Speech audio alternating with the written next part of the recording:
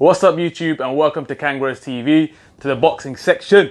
So this weekend we've got some serious fights going on. The biggest one I would say is Ortiz versus BAM Squad. So we've been waiting for this one. What do you think? Who do you think is going to win? I think this is not a fight that you can just say it's going to be one-sided, or do you think it is now? Yeah, listen, I'm up. Firstly, I'm absolutely buzzing to have the marches upon us to get the boxing going again. Some big fights, boy. Big fights going up, and this is probably the biggest one that we've had for a while. Yeah, absolutely buzzing for this fight. I think only thing that's slightly disappointing me a little bit is the fact that there's rumours out there. I don't know how true they are. I've seen videos that suggest and photos that will suggest that way, but Ortiz is carrying a bit of an injury. But it's not a bit, yeah. Guy's hand has got a new head growing off that hand. As far as what I've seen, yeah. Now that cannot be pleasant, hitting with that. Yeah, and that's what I'm saying. Before this fight, and you know this because I've been banging on about this guy for a little while. Yeah. We've got a subscriber who's Ricky, who's really big fan of Ortiz, and said King Kong's going to cause all sorts of problems. But the only thing for me that really frustrates me is that this would have been a really good fight and a proper test for Wilder. It still will be, and it still will be a really good fight. I'm sure of it, but it's just.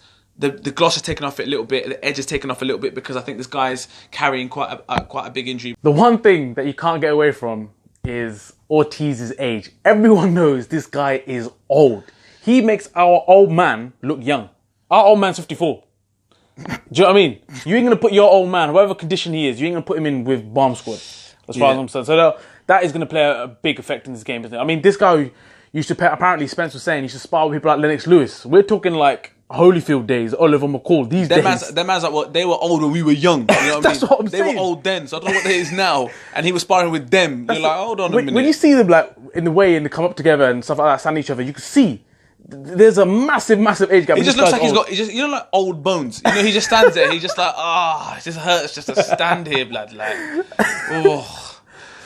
Let me just fight. Give me my money, my payday. Do you know, but I think that's what it is. Yeah. I think this fight, he's never going to pull out that, ever going to pull out this fight because this is what he's been working towards. Yeah. I don't see this guy, his aim being that I want to be the champion of the world. I want to beat Joshua. I want to take the whole belts. I want to unify the division. I don't see him that being his aim. His aim is to get paid. Let's be honest. And he's never going to pull out this fight. He wants to get that money, go back to Cuba and play some of that cocaine.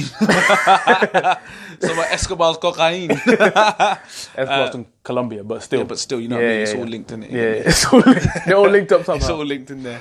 But yeah, the thing is, for me, I think this fight is definitely going to be Wilder's toughest test because I don't think he's for anyone, apart from your boy T-Pain's Devon.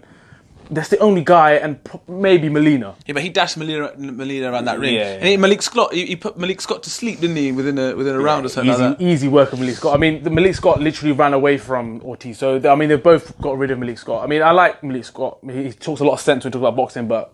There's one thing, yeah. End of the day, we talk a good game. Getting in is a different story. So that's another thing. As I said, I was a big before this week came around. I was really excited for this fight, and I still am. As I said, Ortiz has been in there with a guy that I really like is Dave Allen.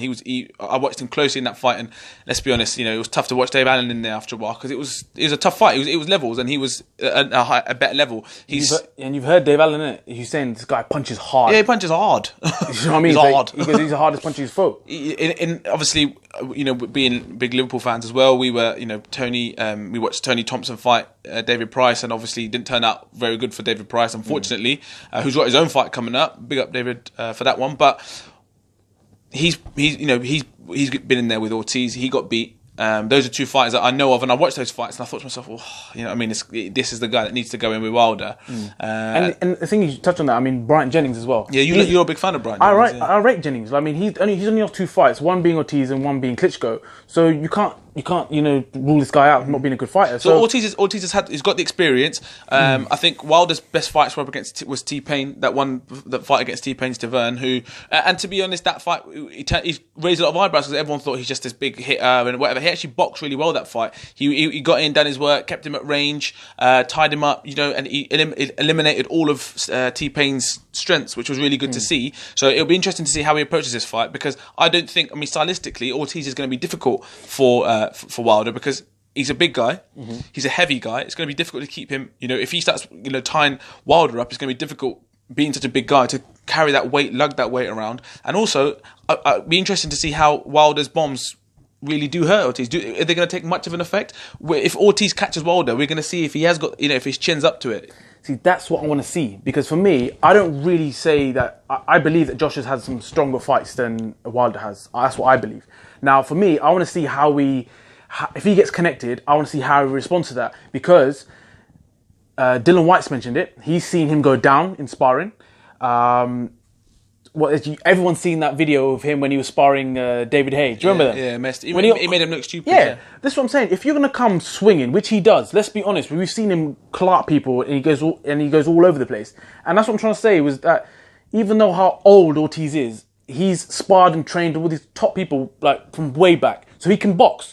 So if you're going to leave yourself open to get hit, you will get hit. Don't you believe that? Yeah, well, yes, yeah. Your point's right. I think you make a valid point, but I disagree with you on the sparring thing because people bring in people to spar for specific things. When David Haye brought in Bomb Squad. Let's be honest, he was still raw. Yeah, he had a lot of learning to do it by that point, and he's come on a lot since then. So you can't really look too much into it. But when you go into a spar, sometimes David Haye might have said to himself, right, just come at me. I want you to just come at me for this round. Just these next 2 rounds, just don't let off. 6 minutes, just go right. Just come for me. So it is going to be easy because you practice someone to come at you and you're practicing picking him off. Same for Ortiz. Ortiz might have been picked by Lennox Lewis, and Lennox Lewis might have said, "Listen, you're a big guy, heavy-handed. You're a chubby guy. Stand in the middle of that ring, yeah, and just trade. I want to stand there and trade with you. That's what I want to do. I want to practice how I would go. So you're basically paying those guys to be your dummies, right?" And let's be honest, Chris Eubank Jr. sold fights, sold out some arenas off that just alone. Oh, I've trained in the Mayweather gym. I've sparred with Groves and I made him look silly. I sparred with Frotch, all this sort of stuff. Yeah, you sparred with him, but you were there to do what they asked you to do. Yeah, exactly. You were there to be a puppet. So let's just put it in perspective with the whole sparring thing. The only thing that's, as I said, that frightens me and worries me is the fact that he was sparring these guys a long time ago. So that's where I think wear and tear might take into it. This is a big payday for Ortiz. So for him, it's a win-win. I think for Wilder, it's like, I've got to look good at this fight. I've got to. Because if he wants to call the shots and get Joshua to come over to the States, you got to call the shots in this fight. 100%. That's what I'm saying. He has to look good. I think Spencer mentioned as well from toe-to-toe, big up toe-to-toe boxing, that he needs to prove in this fight that he's at the level, because he goes on like he's next level, which he has all the the rights to do that. But this is the fight that he needs to now show that he's there now, and that's going to build up this fight. And if they both come through, I mean, is Joshua and Wilder next? Is that what it has to be? It has to be, because I fully expect big Joshua fan, and I fully expect him to beat Parker. Again, I'll still put it out there to anybody who disagrees with me. Tell me how he's going to win. You tell me how Parker's going to win. I'm happy to listen to you. But at the moment, I can't see it. I don't see how he's going to beat him. After that fight, well, who else is there? If Wilder comes through this fight, the only two left is Joshua and Wilder. The only thing that it would be interesting is where this fight happens. We don't even want to go into that conversation as to who fights where, the purse bids, or anything like that. Eddie, that's Eddie, boy. Eddie, that's your business. That's your business, Eddie. Yeah, sort that out. But the other guy I can think of trying to get in the mix is that your boy Baby Miller. Yeah, Big Baby. Listen, Big Baby Miller is one of them guys. I call him. I'd think of him as the American equivalent of Dillian Whyte. Not ability-wise, no. No, not ability. Not an ability. Yeah. I think, but they're similar fighters. They both talk shit. They both like to talk it up, right? And they're the type of fighters that if you're let's just say you're an English fighter like Joshua going to the States, the one fight you don't want is Jared Miller. And if you're American, if you're Deontay Wilder coming to the UK to maybe just build your profile a little bit, if it ever needs it, the last person you want to fight is probably Dillian Whyte, because you're like, I'll probably beat him. I'm confident I'll beat him, and vice versa for Joshua. But it's like, do I need that in my life? It's just going to be annoying. It's going to be tough. It's just going to be a slug. Do I need that? Probably not. You know what I mean? So they're kind of avoided fighters. They're guys that you don't really want to go near. It'd be interesting to see them to fight each other. But I don't see why Wilder's not going to come to the UK and say, right, I'll fight Dillian Whyte to show off my skills. Yeah. It's a tough fight. Yeah. It's a fight that he doesn't need. If there was a belt involved, and Whyte had the belt, then yeah, I see it. But at the moment, I can't really see them to, Miller or unfortunately Whyte getting those two fights. Unfortunately, despite the injury, we know that's a big factor in this fight. I think this was very old school in the sense that in heavyweight division, if someone connects with a big punch, you can go down. This has got the hallmarks of a throwback. 100%, yeah. Two guys are going to stand there and just trade. Yeah. And I think, like I said, every fight has a chance in heavyweight division. So this is why I'm not going to rule out Ortiz at all. Even if his injury, I don't know how bad it is, if it heals or not.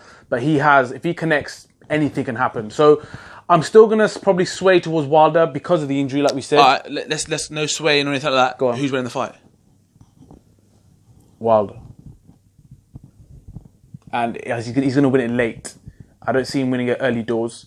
I think old man Ortiz is his 87-year-old age is gonna show, basically. That's what I think. What about you? I'm gonna go Ortiz. Jeez! Why is that? Ortiz. I think the old boy's got a bit of fire left in his belly. Yeah, he's injured, and I do think it does make it difficult. And if I'm being in my heart of hearts, I think Wilder. My heart tells me that Wilder would probably win, but my head's saying to me, look, go with Ortiz because of these reasons. So I'm going to go Ortiz. I'm going to be in the Ortiz corner tomorrow, and hopefully he's got enough in the tank to do it. Cool. There's some other fights going on in the weekend as well. Some big ones for Kell Brook versus Rabachenko. What's your thoughts? I think Chocolate Brown is looking a bit flushed, isn't he? He doesn't look himself. I'm going to be honest. It's worrying me. He doesn't look his usual bouncy, sprightly self. Maybe it's because it's not a world title fight. Maybe it's because he's no longer that big name in the limelight at the moment. He looks flat. And he's been through a lot as well. I think if people have been following him on social media and the interviews and stuff like that, he's been through a lot since he's lost against Triple G and Spence as well. So, like I said, every proper boxing fan knows boxing is 90% mental. And most sport is. Most sport is. But I just hope, this could be a banana skin for him, which I hope it's not, because I want to see him in that big fight. Everybody wants to see him against Khan. But I just hope he's there mentally. And I think he definitely has the ability to do it, 100%. So I'm definitely going to go for Kell Brook for this fight. Are you going to go for the same? Yeah, listen, I'm just more because we followed Kell Brook from day dot. We're big fans of Kell Brook. Big up Chocolate Brownies. But as I said, he doesn't look himself. I am worried. He looks like he just doesn't have that spark in him at the moment. And really hope that this banana skin doesn't prove to be a big banana skin. Maybe it might be a tough fight, but hopefully he gets through that and onto the next one for yeah, like even the weigh-in, he was just he just wanted to get it done. No sort of bullshit, no trash talking, no nothing. No, it wasn't even a smile, to be honest. Yeah. He was just basically in and out business. Let's get it done. So that's one thing you could be right there. Yeah, hopefully he pulls through. The other one is my guy, my G, the White Rhino. Come on, Dave Allen.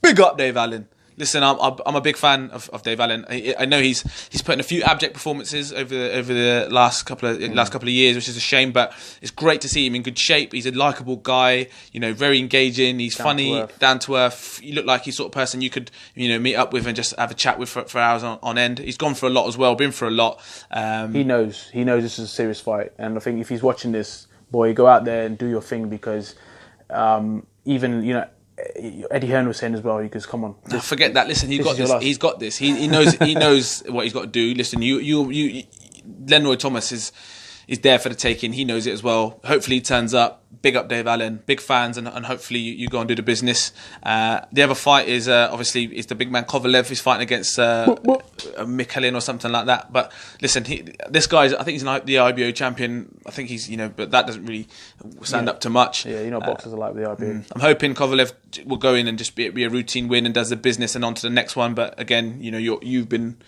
love off Kovalev, so Yeah, I love Kovalev. He's literally a powerhouse. I think people who will be looking at this will probably be the likes of, was it Yardy? Anthony Yard and the Mans. They will definitely be looking at, potentially in that division, that fighter. But it's a long way away, I guess. But Kovalev, I think he'll do the business. Yeah. So round up. So you're Ortiz Wilder. You're going Wilder. Brook Rabchenko. Kell Brook. Allen Thomas. The White Rhino. And then Kovalev Mikkelin. Yeah, I'm going Kovalev. Yeah, so I'm going to go slightly different. So I'm going Ortiz, Kell Brook, Dave Allen. Big up. And then I think Kovalev will be pretty routine. So let us know what you think, guys. Let us know if you think we've got the assessments right of these guys. Let us know what your thoughts are going to be on the fights tomorrow. Share, comment, and subscribe. Don't forget to subscribe. Peace.